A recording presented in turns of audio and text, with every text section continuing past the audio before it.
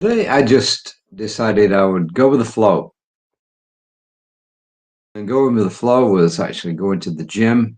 Didn't do any work today per se, but it's a pretty good day. You would think that on the well, it's really the second working day of the year, that the gym would be kind of full. Well, it was kind of wacky today. Parts of the gym were very crowded. On the weight floor where I started off, and when I went up to do cardio, they were all pretty busy. My wife was in a class. She goes to a class at the gym 3 days a week. You would think that would be packed, but that class was almost empty. It's some things in life are odd. So looks like some people are operating on their New Year's resolutions and some aren't. Anyway, I just thought I'd mention that in passing. What's he got to do with today? Well, I guess nothing and everything because everything is interconnected, right? Today's reading by Rev Kelly Robbins is called Stretch into Possibilities. And the first quote, I didn't need to look up this person because I know who he was, Pope John the 23rd. And he says, consult not your fears, but your hopes and your dreams.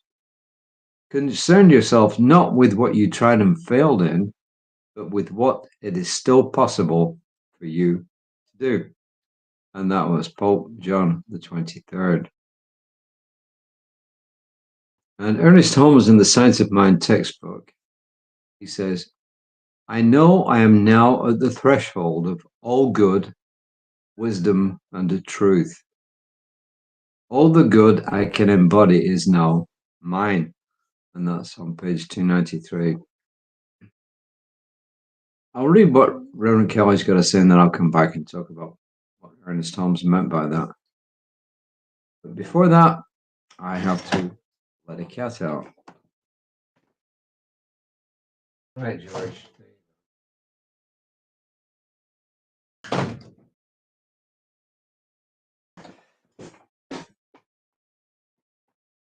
Well, there goes the cat, or one of them. We have three. Stretching into possibilities requires us to examine our ability to trust. We may have people in our lives whom we trust, and those we've learned not to trust. The important question is, do you trust yourself? Do you keep your word to yourself? If you said that you will do something, do you? This is an area many of us avoid exploring because the answer to many of these questions is a firm no. I can count the times I've said, I will only have one piece of chocolate, or I will exercise every day of the week, and then I didn't follow through. Stretching into possibilities requires us to change. And change requires action on our part. Can we trust ourselves to follow through? We can begin building trust with ourselves by keeping our word to ourselves. We can also examine our trust in spirit, higher power, however you want to term it. Intellectually, we may agree with our science of mind teachings of principle and universal law. I'll come back to this. But do we see these laws unfailingly demonstrating in our lives? When Jesus spoke, he followed his word with healing. He followed it with a miracle because he expected it. He understood the law of cause and effect and had complete and unfailing trust in spirit.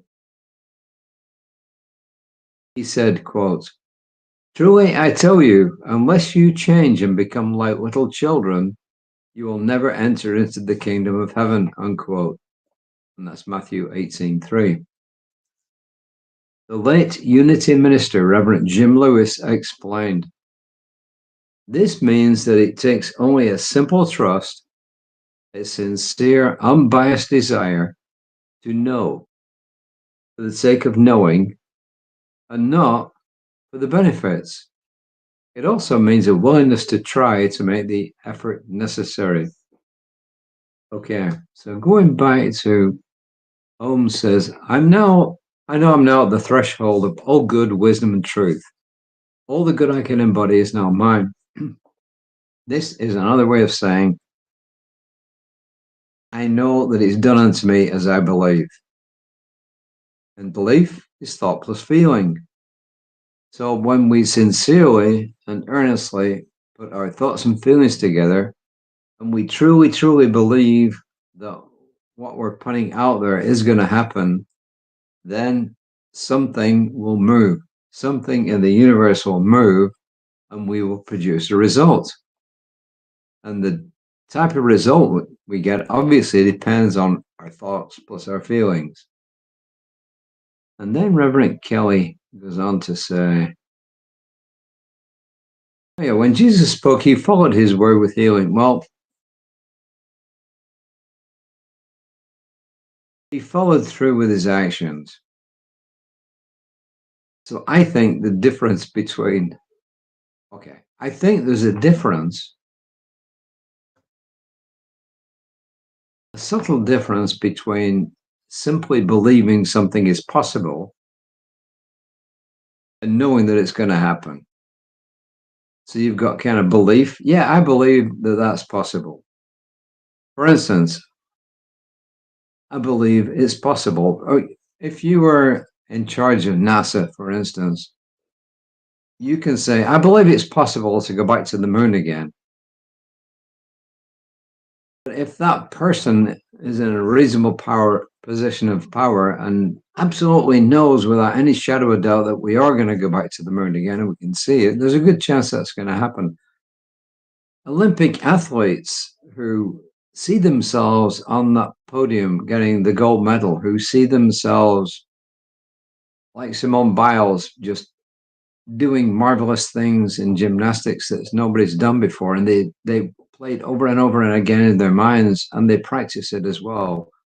Then they go from a belief that it's possible for them to do that into a knowingness that it's going to happen. And I think that that is the basic difference that we're talking about here. It's the difference between, yes, I believe that's possible, and I absolutely know that that's going to happen. And then you go from, yep, possible to, yes, it really is going to happen. So that's my summary of this. But what Reverend Kelly's also telling us is that we need to take some action. And there's a wonderful saying in the Quaker communities. I don't know if they still use it, but they used to do. They would say, pray and move your feet.